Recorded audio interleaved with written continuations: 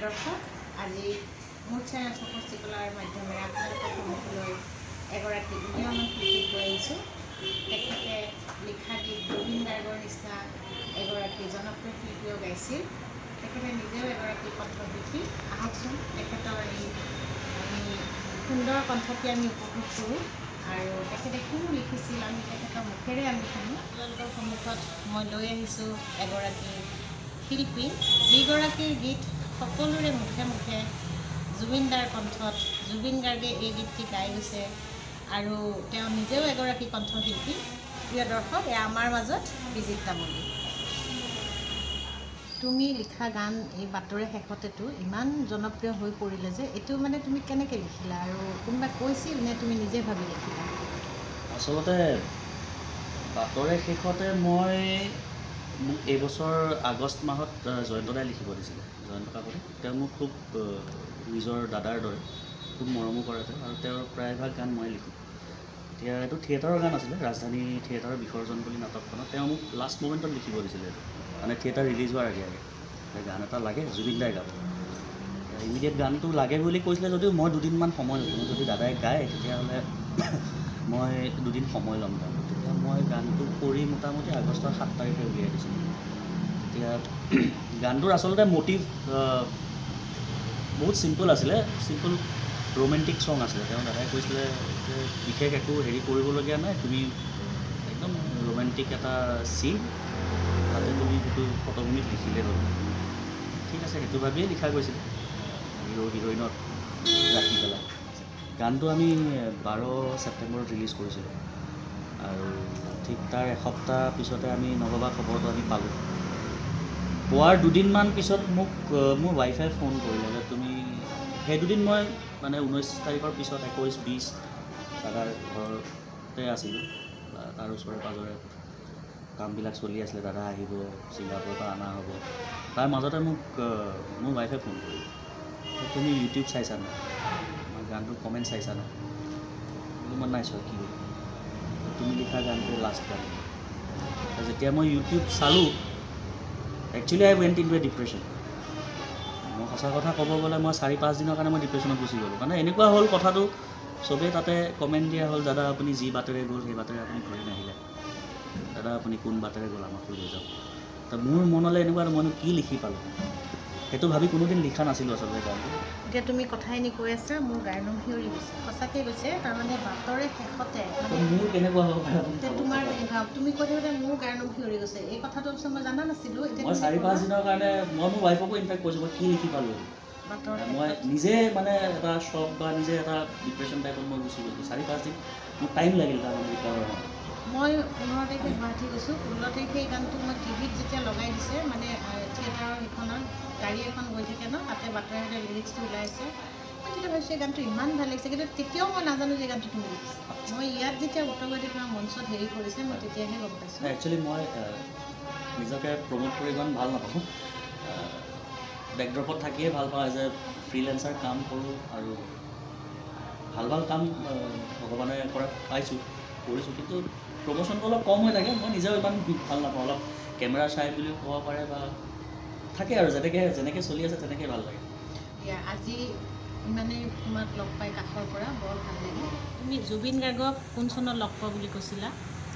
মই জুবিন দাক এনেই প্ৰথম আনুষ্ঠানিকভাৱে বহুত পিছত লগ পাইছোঁ। এবাৰ এনেই কেজুৱেলি লগ পাইছিলোঁ, মই দিগন্ত ছাৰৰ ওচৰত গান শিকি আছিলোঁ। দিগন্ত ছাৰৰ বিয়াত 2008 চন বছৰ, তেতিয়া বিয়ালৈ জুবিন দা আহিছিল। তেতিয়া মই জুবিন দাৰ লগত ভালকৈ একদম ওচৰৰ পৰা লগ পাইছিলোঁ। এনেই তেওঁক বাকী প্ৰগ্ৰেমত দেখি থাকোঁ, টিভি বা গান শুনি, কিন্তু লগ পোৱা হিচাপত 2008 চনমানত মই ভালকৈ ওচৰৰ পৰা লগ পাইছিলোঁ।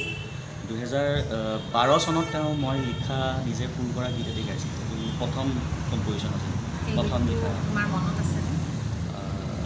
মনত আছে, জুবিন দাই গাইছিলে 2012 চনত।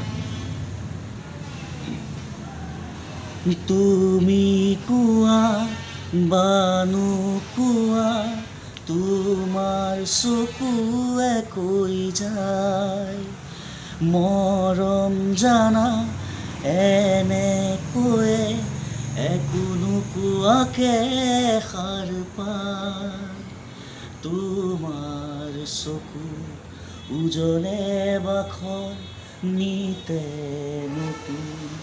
নতুন সাথৰ তুমি যদি মোক আপোন ভাবি দিয়া বুকু মৰমৰ বৰষা তাতেই বুৰাম সকলো স্মৃতি মোৰ দুখ মোৰ ভাগৰ আৰু বেদনা তুমি কোৱা বা নোকোৱা এইটো মোৰ প্ৰথম কম্পজিশ্যন আৰু বেলেগে গোৱাৰ তুমি ভিতৰত গোৱা মানে তুমি লিখা বুলি নহয় তুমি গাইছাও সুন্দৰকৈ আৰু এই গীত যেতিয়া জুবিনদাৰ কণ্ঠত নিগৰিত হৈছিলে সেইটো কিমান সুন্দৰ আছিল ন এইটো মানে মোৰ কাৰণে এটা আচৰিত ঘটনা আছিলে কাৰণ জুবিনদাৰ লগত প্ৰফেশ্যনেলি কাম কৰা মোৰ সেইটো প্ৰথম ইনচিডেণ্ট আৰু জুবিনদাৰ লগত মোৰ ষ্টুডিঅ'ত তাৰ আগতে কাম কৰি পোৱা নাছিলে এনেই দূৰৰ পৰা দেখিছিলোঁ বা শুনিছিলোঁ কিন্তু মানে মই যোনটো গান দুমাহ দিন দি পেলাই কষ্ট কৰি পেলাই লিখা সুৰ কৰা মিউজিক কৰা গোটেই গানটো এষ্টাব্লিছ কৰি যেতিয়া তেওঁ গোৱাইছিলোঁ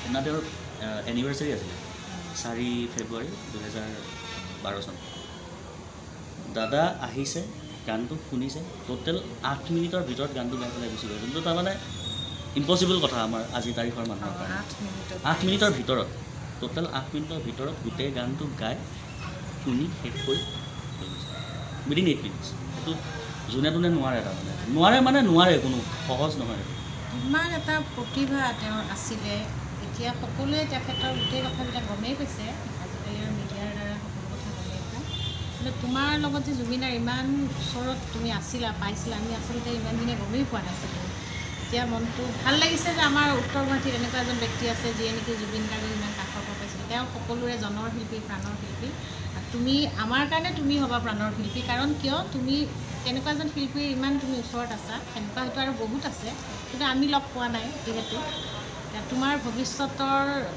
যিটো পৰিকল্পনা তুমি ছাকচেছ হোৱা তুমি কৃতকাৰ্য হোৱা আমাৰ সেই কামনা আমাৰ চেনেলৰ মাজৰ পৰা আমি আশীৰ্বাদ কৰিছোঁ আৰু তোমাক মানে শুভাশীষ জনাইছোঁ তুমি উন্নতি কৰি যোৱা তোমাৰ এই কণ্ঠটো তুমি কিন্তু সুন্দৰভাৱে ৰাখিবা কাৰণ কণ্ঠ আছে আৰু কিছুমানৰ নাথাকে এনেই গায় সেইটো বেলেগ কথা মই নকওঁ বাৰু ভাল পাই কাৰণে গায় কিন্তু তোমাৰ আছে যিহেতু সেই প্ৰতিভাটো তুমি জীয়াই ৰাখিবা আমাৰ আশীৰ্বাদ শুভাশীষ সকলো থাকিল ধন্যবাদ নমস্কাৰ আৰু তোমাৰ এই সহযোগিতাৰ কাৰণে মই বিৰাট ধন্যবাদ জনাইছোঁ প্ৰিয় দৰ্শক আপোনালোকে আজি আমাৰ মাজত এই উদীয়মান শিল্পী তেখেতৰ প্ৰতিভাৰ কথা আপোনালোকে নিজে গম পালে আমাৰ চেনেলটো ছাবস্ক্ৰাইব কৰিব আৰু লাইক কৰিব আমি ভৱিষ্যতে আমাৰ উত্তৰ গুৱাহাটীৰ এনেকুৱা যিমান প্ৰতিভাৱান শিল্পী আছে জুবিন গাৰ্গৰ সৈতে জড়িতই হওক বা বিজড়িতই হওক আমি তেওঁলোকক আমাৰ চেনেলৰ যোগেদি উলিয়াই লৈ আহিম আজিলৈ ইমানতে সামৰিছোঁ